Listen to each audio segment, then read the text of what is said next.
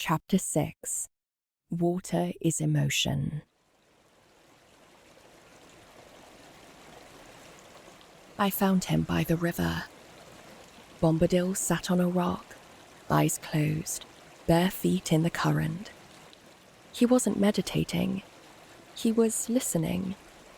To the water, to its rhythm, to its stories.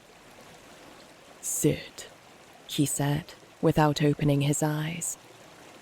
"Before we speak of water, you must feel what it feels like to be moved." I sat beside him, let the cold current slip over my ankles. It wasn't still. It was restless, sliding over stone, around root, under moss. The water didn't hesitate. It remembered every bend and fall. "This river's been cut by time," Bombadil said. "It's held birth, blood, drought, rot, resurrection." He opened his eyes. "And it remembers all of it." He brought me to a single cannabis plant growing wild in a forest hollow. The leaves were lifted, not in stress, but in conversation. They pulsed softly, as if waiting for a touch. "Water her," he said, handing me a tin cup. I knelt, poured. "Too fast," he said. "Too much. Too cold." He placed his hand on mine. "Close your eyes." I obeyed, and I felt it, a shimmer beneath the roots.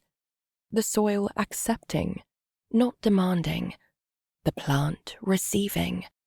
Water curling through fungal filaments, coaxing microbes awake, easing tension in the root hairs. "Water isn't a delivery," Bombadil whispered.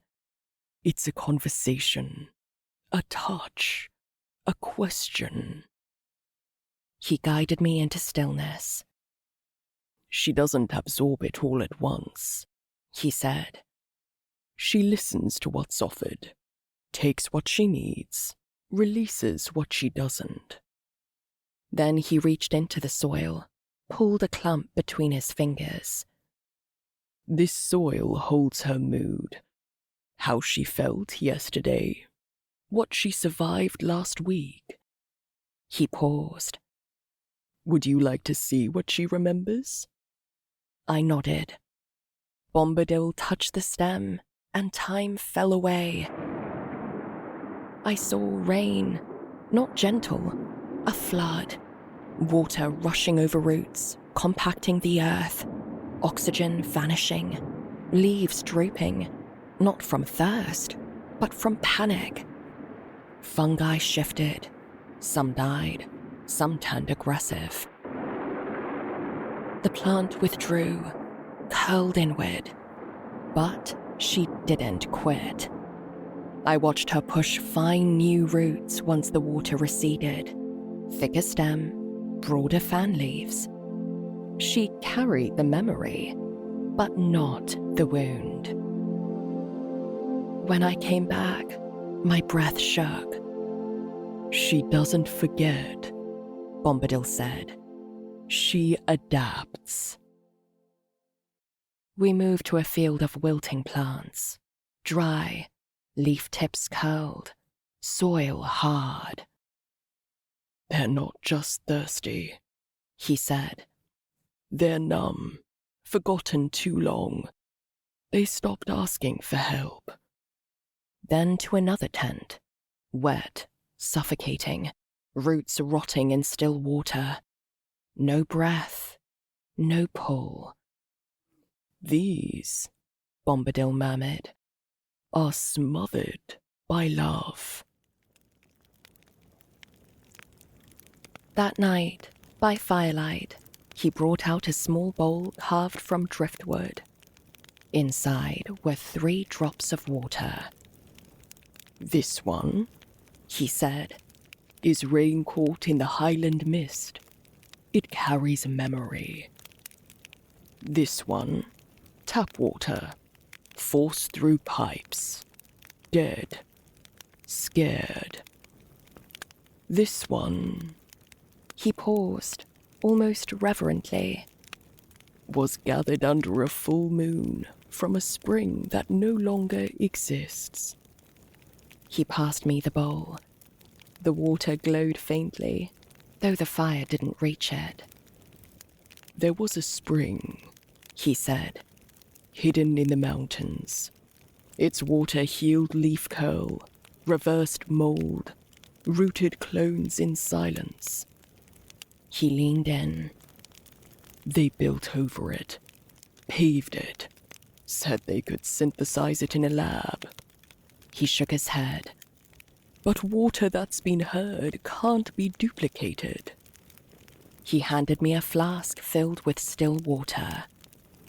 Now, let it listen. I held it to my chest. My heart beat slow. My thoughts raw. Don't speak, He said.